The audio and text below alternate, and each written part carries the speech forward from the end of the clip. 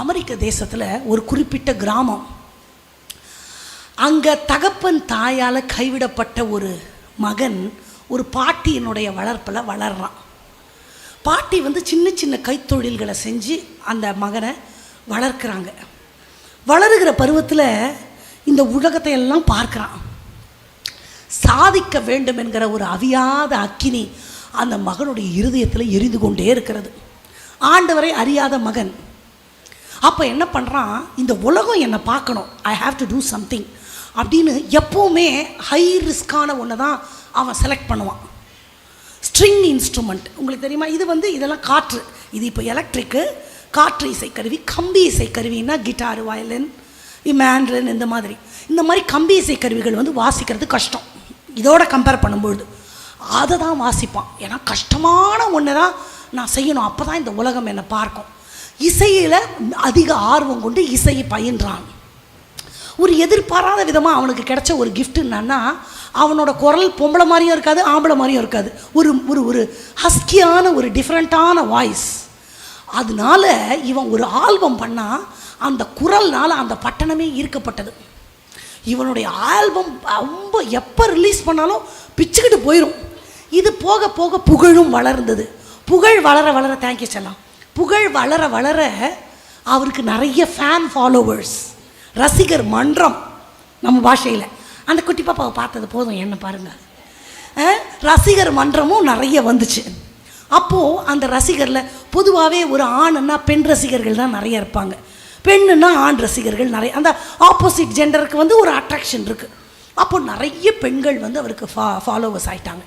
அந்த ரசிகர் கூட்டத்தில் ஒரு பெண்ணை இவர் திருமணம் செய்து கொண்டார். அதை கூட எல்லாரும் கிண்டல் பண்ணாங்க. ஓ, அவர் லவ் பண்ணி கல்யாணம் பண்ணார்,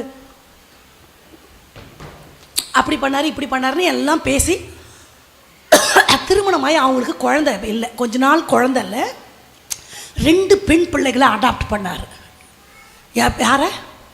பெண் பிள்ளைகளை அடாப்ட் பண்ணி அந்த பிள்ளைகளும் வாலிப வயதை எட்டி இருக்கிறாங்க. இந்த மாதிரி சூழ்நிலையில் நல்ல புகழ்பெற்ற பில்லி சாப்டின் அவர் பேரை சொன்னாலே எல்லாருக்கும் தெரியும். அந்த நிலைமையில் திடீர்னு அவர் மரணம் அடைந்தார். ஹார்ட் அட்டாக்கில் மறந்த உடனே யூஸ்வலாகவே திடீர் மரணம்னா அட்டாப்சி டெஸ்ட்டுக்கு அனுப்புவாங்க. அந்த மாதிரி டெஸ்ட்டுக்கு அனுப்புனதும் டாக்டர்ஸ் டிக்ளேர் பண்ணாங்க ஹார்ட் அட்டாக்கில் இறந்துருக்கிறாருன்னு. ரிப்போர்ட்டை பார்த்து அந்த ஃபேன் ஃபாலோவர்ஸ், சொந்தக்காரங்க எல்லாருக்கும் ஒரு பயங்கரமான அதிர்ச்சி காத்திருந்தது. 60 வயதில் பட்டணத்தில் புகழ்பெற்ற பயங்கரமான இசையில் சாதிக்காததை சாதித்த பில்லி சாப்டின் ஒரு முழுமையான பெண் என்று டிக்ளேர் பண்ணப்பட்டது. எல்லாருக்கும் ஒரே ஷாக். இன்னும் அது பொண்ணா? அவர் மனைவியை கேட்டால் அவங்களும் ஆமான்னாங்க. ஆமாவா? இந்த 2 குழந்தைங்களும் அதனால தான் அடாப்ட் பண்ணிங்களா? ஆமாம். ஏன் நீங்கள் இந்த உலகத்துக்கு அவர் ஆணாக காண்பித்தீங்க? 100% அவர் ஒரு பெண், டிரான்ஸ்ஜெண்டர்லாம் இல்லை. எப்படி இது முடிஞ்சதுன்னா அவருடைய டைரியில் அவர் எழுதி வைத்திருக்கிறார். சின்ன பிள்ளையில் அவர் பார்க்கும்பொழுது பெண்ணாக இருந்தால் நம்ம சாதிக்க முடியாது, ஆணாக இருந்தால் தான் சாதிக்க முடியுன்ற ஒரு எண்ணம் அவர் மனசில் ஆழ பதிஞ்சிருச்சு. அதனால் தன்னை முழுவதுமாக தன் தோற்றத்தை ஒரு ஆணை போல மாற்றிக்கொண்டார். தன்னை திருமணம் செய்வதற்காக வந்த அந்த பெண்ணுக்கிட்ட உண்மையை சொல்லிட்டார். நீ நினைக்கிற மாதிரி நான் ஆண் கிடையாது, உனக்கு ஒரு குழந்தையும் குடும்பத்தையும் கொடுக்க என்னால் முடியாது. எனக்கு ரசிகையாகவே எனக்கு துணையாக இந்த உலகத்தில் வாழ முடியுமா? அதற்கு ஒப்பு கொடுக்குறேன்னா நம்ம அடாப்ட் பண்ணி, நான் பெண் குழந்தை தான் அடாப்ட் பண்ணுவேன், பெண் குழந்தைய தான் நான் உயர்த்துவேன், என்னோடய ஐஸ்வர்யத்தெல்லாம் அந்த பெண் குழந்தைக்கு தான் தருவேன் அப்படின்னு மன ஒப்புதலோடு அவருக்கு 30 வயசில் கல்யாணம் ஆச்சு. அவர் மரிக்கும் போது 60 வயசு. 60 வயசு வரைக்கும் தான் ஒரு பெண் என்பதை உலகத்துக்கு சொல்ல முடியல ஒரு பெண்ணால். அதுக்கப்புறம் வாழ்க்கையில் சேர்ந்த ஒரே பெண்ணு 30 ஆண்டுகள் தன்னை கல்யாணம் பண்ணியிருக்கிறது பொண்ணுன்றதை சொல்லலை. அந்த வீட்டில் வளர்ந்த 20 வயது பெண் பிள்ளைகளுக்கு தெரியாது மரிக்கும் பொழுது தன்னுடைய தகப்பன் ஒரு பெண் என்பது. அட்டாப்சி ரிப்போர்ட்டில் 100% விமன். ரகசியத்தை பொம்பளையால் மறைக்க முடியாதுன்னு யார் சொன்னது? மனசு இருந்தால் முடியும். என்னால் எதையும் தாங்க முடியாதுன்னு யார் சொன்னது? மனசு இருந்தால் முடியும். Make your psychology strong as much as possible. முடியாதுன்னு மனம் தளராதே, நம்பினால் எல்லாம் ஆகுமே. முடியாது என்று அந்த பாடல் தெரியுமா? எது உங்கள் முன்னாடி முடியாதுன்னு மலை மாறி நிற்கிதோ, என்னால் முடியும். இந்த உலகம் என்னை எதிர்த்து, அதாவது அவர் பேரை சொல்லலை, என்னை மறந்துட்டேன் நான். அவர் Athanasius the world stand against of யூன்னாங்களாம். அத்தானேஷியஸ் சொன்னாராம், no, the world is not stands against of me, I stand against of the வேர்ல்டுனாராம். I am standing against of the வேர்ல்டுனாராம். என்ன அர்த்தம் தெரியுமா? அவர் நிறைய உபதேசத்தில் புரட்சியை உண்டு பண்ணார். அத்தானேஷியஸ் என்ற ஒரு போதகர். அத்தானேஷியஸ் உபதேசத்துக்கெல்லாம் இந்த உலகம் எதிர்த்து நிற்குதுன்னா, உலகம் எதிர்த்து நிற்கல, நான் தான் உலகத்துக்கு எதிர்த்து நிற்கிறேன் என்னாராம். என்ன ஒரு ஸ்ட்ராங்கான வார்த்தை. ஐயோ, அவங்களுக்கு என்ன பிடிக்கல, உங்களுக்கு அவங்கள பிடிக்கலன்ட்டு விட்டு போங்க, அப்படிப்பட்டவங்க வேணாம்.